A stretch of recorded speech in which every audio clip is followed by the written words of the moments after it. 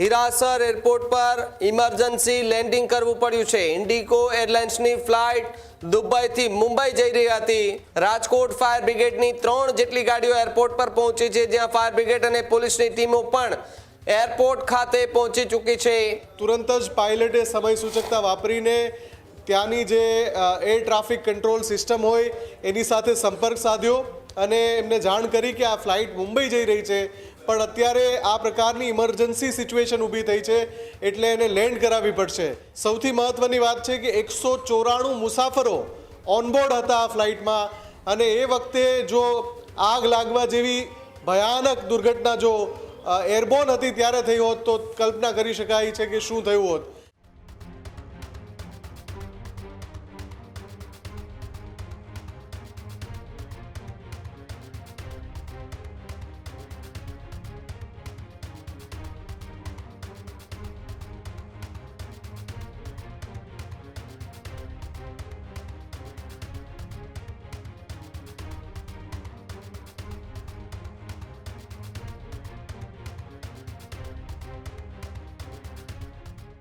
Rajkot airport પર એક emergency landing પ્લેનનું કરવામાં આવ્યું છે। રાજકોટ એરપોર્ટ પર વિમાનનું ઇમરજન્સી લેન્ડિંગ થયું છે।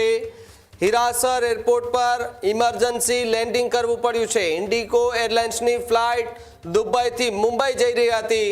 ફ્લાઇટમાં અચાનક આગ લાગતા લેન્ડિંગ કરાયાની વાત સૂત્રો પાસેથી મળી રહી છે। રાજકોટ ફાયર બ્રિગેડની 3 જેટલી ગાડીઓ એરપોર્ટ પર પહોંચી છે, જ્યાં ફાયર બ્રિગેડ અને પોલીસની ટીમો પણ એરપોર્ટ ખાતે પહોંચી ચૂકી છે। ફ્લાઇટ પરના તમામ મુસાફરો સહી સલામત હોવાની વાત સામે આવી રહી છે, જ્યારે ફ્લાઇટ સુરક્ષિત રીતે લેન્ડ થતા મોટી દુર્ઘટના ટળી છે।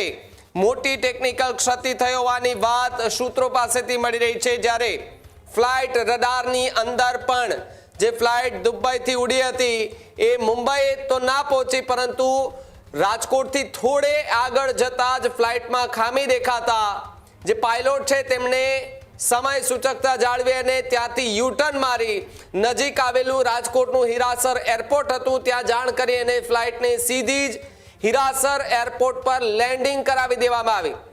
જો કે હાલ ફાયર બ્રિગેડની ગાડીઓ ત્યાં પહોંચી ચૂકી છે, પોલીસનો કાફલો ત્યાં પહોંચી ચૂકી છે અને ફ્લાઇટમાં રહેલા જે તમામ મુસાફરો છે તેમને સુરક્ષિત રીતે બહાર કાઢવામાં આવે છે। જો કે કોઈ જાનહાનિ ન થયાના સમાચાર પણ સામે આવી રહ્યા છે। વધુ માહિતી માટે મુફદ્દલ જોડાયા છે। મુફદ્દલ, સૌથી મોટા સમાચાર હિરાસર એરપોર્ટમાં દુબઈથી મુંબઈ જઈ રહેલી ફ્લાઇટનું ઇમરજન્સી લેન્ડિંગ કરાવવામાં આવ્યું છે।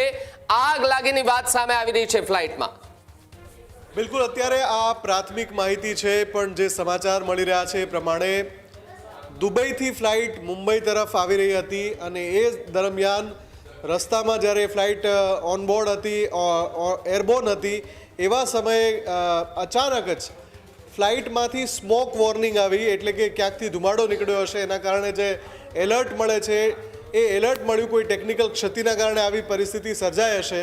એટલે પાયલટે તાત્કાલિક પરિસ્થિતિને ઓળખી લઈને લેન્ડિંગનો વિચાર કર્યો અને સૌથી નજીકનું એરપોર્ટ કયું છે એ સમયે સૌથી નજીકનું એરપોર્ટ હતું રાજકોટ નજીકનું હિરાસર ઇન્ટરનેશનલ એરપોર્ટ। એટલે તુરંત જ પાયલટે સમય સૂચકતા વાપરીને ત્યાંની જે એર ટ્રાફિક કંટ્રોલ સિસ્ટમ હોય એની સાથે સંપર્ક સાધ્યો અને એમને જાણ કરી કે આ ફ્લાઇટ મુંબઈ જઈ રહી છે, પણ અત્યારે આ પ્રકારની ઇમરજન્સી સિચ્યુએશન ઊભી થઈ છે એટલે એને લેન્ડ કરાવવી પડશે। જે વિગતો મળી રહી છે એ પછી તુરંત જ રાજકોટમાં જે હિરાસર એરપોર્ટ છે ત્યાં દોડધામ મચી ગઈ। તાત્કાલિક ફ્લાઇટ લેન્ડ કરાય એ માટે રનવેને ક્લિયર કરાયો અને ફ્લાઇટને સિગ્નલ આપવામાં આવ્યું કે તમે ઇમરજન્સી લેન્ડિંગ કરી શકો છો। એ પછી આ ફ્લાઇટે ઇમરજન્સી લેન્ડિંગ કર્યું છે।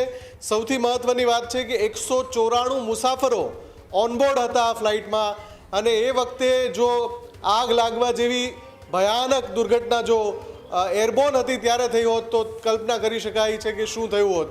પણ જેવી સ્મોક વોર્નિંગ મળી એ સાથે જ ફ્લાઇટના ઇમરજન્સી લેન્ડિંગનો પ્રયાસ કરવામાં આવ્યો ને એમાં સફળતા પણ મળી।